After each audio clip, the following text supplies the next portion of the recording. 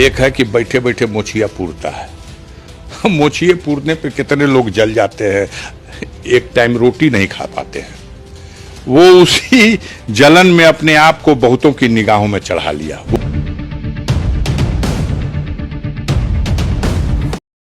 लेकिन अब जुल्म की मियाद के दिन थोड़े हैं, एक जरा सब्र की फरियाद के दिन थोड़े।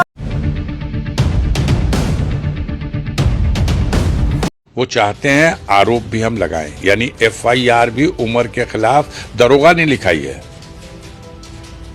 और इन्वेस्टिगेशन भी दरोगा करेगा और उनको गिरफ्तार करके जेल भी दरोगा ही भेज देगा। किसी को बुरा लग रहा कि ये डैमेज हो जाए तो हम लोगों की मनमानी जो हो रही है कि अब्बास की सदस्यता समाप्त हो गई तो अब तो चुनाव होगा। तो चुनाव हो ये तो कोई बात नहीं है, चुनाव होगा तो हम लोग जीत लें, अब उसके लिए रास्ते के पत्थर हटाए जाएंगे।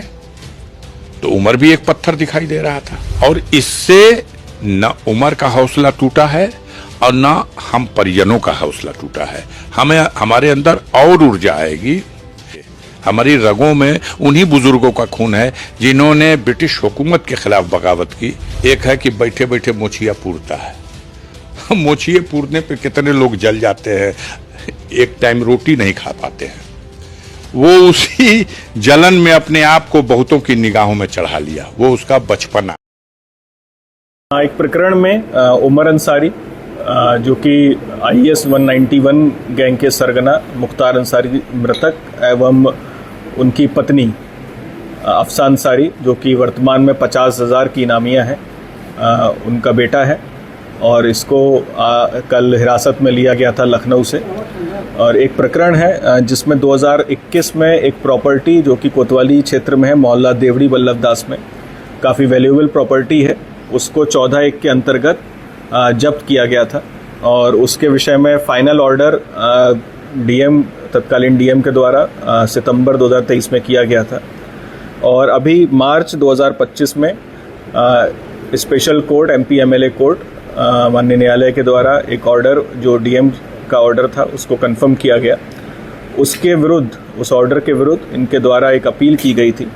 वो अपील का जब अवलोकन किया गया तो उसमें अफसा अंसारी जो कि वर्तमान में 50,000 की नामिया है, उसके जो साइन थे वो प्रथम दृष्टया देखने से एवं जब उनका मिलान अन्य डॉक्यूमेंट से किया गया तो फर्जी प्रतीत हुए और वो साइन फर्जी हैं।